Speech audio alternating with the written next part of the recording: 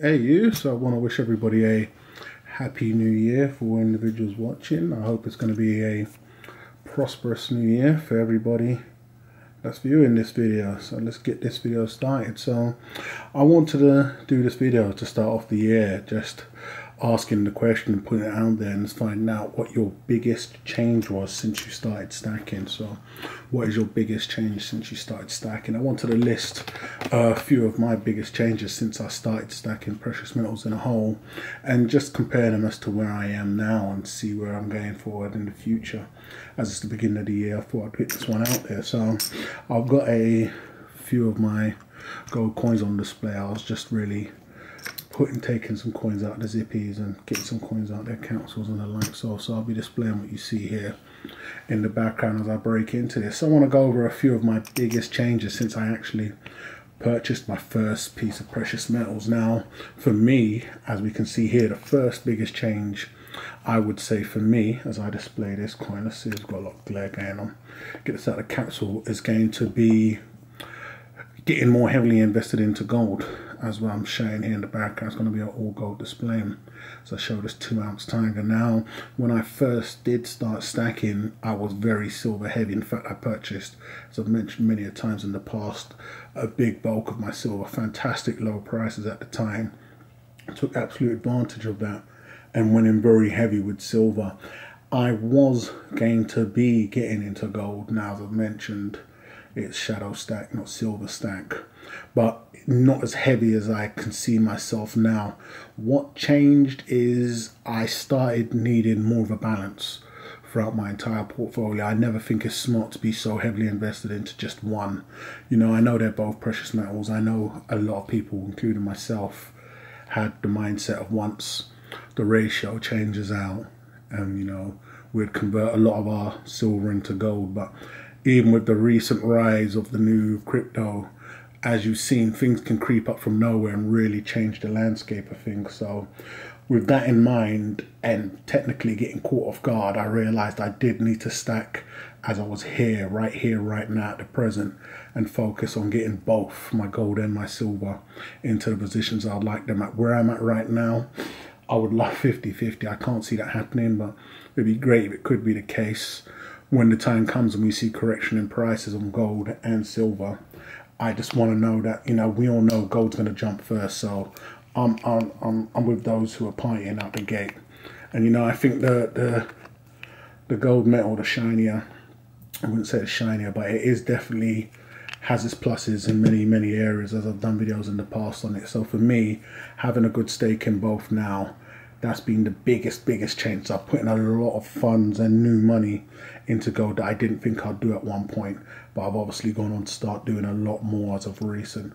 So that's going to be the first biggest change that I really got involved in since I started stacking, and that was getting a lot more heavily and a much bigger stake into gold. Now on my second biggest change since I've started stacking, that's going to be not hype chasing. Whereas one point, and I've shown with a lot of my videos in the past, I've been doing trades or videos where I've had to sell coins as they didn't do as good as I thought it was going to do. It could technically be classed as hype chasing, you know. This so-and-so coin came out from this specific mint. They're infamous for doing great coins. Everything that comes out from these guys are great. Once upon a time, all the YouTube videos from all the old was just praising these coins. You know, the talk of the town was, you purchased it, you couldn't go wrong. It was definitely going to win. Just hold on to it and let's see how far it goes. And some got stung, as many have sold out of their stacks for whichever reasons, and many just hadn't seen what they thought they was going to see, and people get it wrong. You know, it's great when individuals can come back and state that, but a lot of people found that out the hard way, and so did I when I purchased a lot of these coins. And then they were all responsible for our own choices, so I'm definitely not putting that on anybody, but I was definitely hype chasing. You can see a lot of my earlier videos on some of the coins I'd picked up didn't go on to do as good as I thought it was going to do, and I only really climbed into them as I was purely just riding the hype wave. So I've stopped doing that a lot more, and that's just been from trial and error, not getting what I wanted on certain coins when the time came for me to either sell them or consider trading them out, seeing for myself firsthand how well certain coins perform and how well they don't. And so after that experience, I've realized I really do need to do a lot more research when I'm moving forward. I'll give an example. Because it comes out from Perth Mint and it's on a 5,000 mintage, it doesn't mean it's going to be a hit, by no means. In the end of the day, I was able to find out that demand and mintage are two different things. It can have an extremely high demand, as many things do, and still go on to do fantastic on the secondary market. And then something can have a very low mintage, and you believe that, because a lot of people are chatting about it now, it's going to go on to do fantastic things. So I got caught in that bubble for sure. I got burnt for sure, and I've learned from it. So that's another one of the big changes that I've done. I don't normally pick things up and just think, hey ho, it's going to sort itself out at a later date. I need a lot more now, especially as I've been doing a bit more selling on the secondary market and the likes of. So I'm definitely not hype chasing no more when it's coming to a lot of the coins that I'm involved in. And so another big massive change that's going to be coming from myself is that when I first started stacking, I didn't actually have my channel, so my channel wasn't off of what I first initially had. When I first started stacking, I was purely weight, so I picked up all of my monster boxes. It was the best of both worlds with the weight coins that I own, and I was very happy with. But what I did change massively when I started my channel was getting into a lot of the collector coins. Once again, as you can see in a lot of my earlier videos, that's when I really started my channel, but that wasn't when I first started picking up metals. So that was another big massive change, and that was getting into these collector coins, as some of these that I'm showing off here. It was something in the very beginning I had no interest in.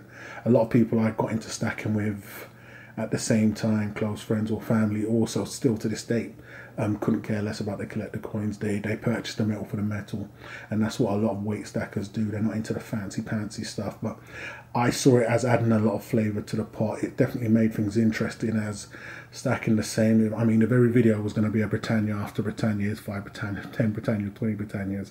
It's going to be boring. It's going to be a boring channel. So even from creating a channel was a step from getting into the collector coins. It was just part and parcel. So it was all part of the getting into the collector coin phase. Now that was a massive change for me. Even having a channel is something massive for myself. So that was another big major thing that I changed since I've started stacking. Where I am now regarding all of those things is, as you can see in the background, I've got a lot more stronger position, or a very bigger position in my gold holdings. This year, I've already mentioned that I'm going to be focusing on gold once again as these prices are low. I'm most definitely picking up silver. I've got something big in the pipeline that's coming, so hopefully that'll be in and out soon. So that's still changed, or that's still the same as since the big change. And the big change was initially me getting a stronger position in gold. When it comes to chasing the hype coins, as I've mentioned, I know what I'm doing now. Certain coins, through trial and error, certain coins I've been stuck with and can only see going down. It's something I've learned from. I definitely don't chase the hype. I buy and create the hype, you could say, and then really capitalize from the hype instead of chasing the hype. That's something you learn over a period of time. If you definitely want to take the risks and make the gains from it.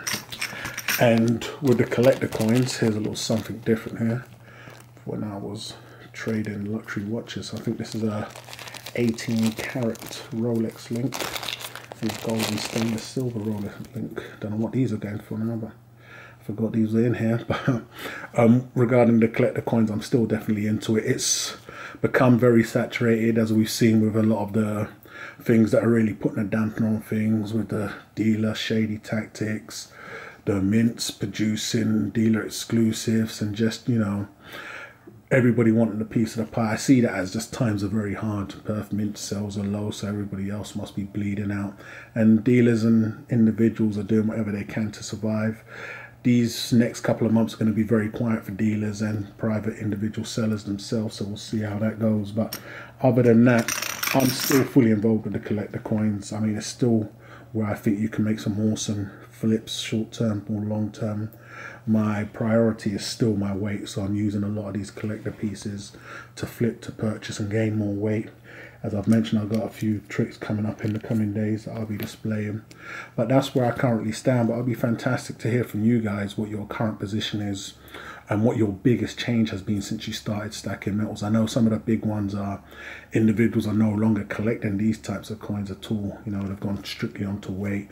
Individuals regret ever doing collector coins as they got burnt.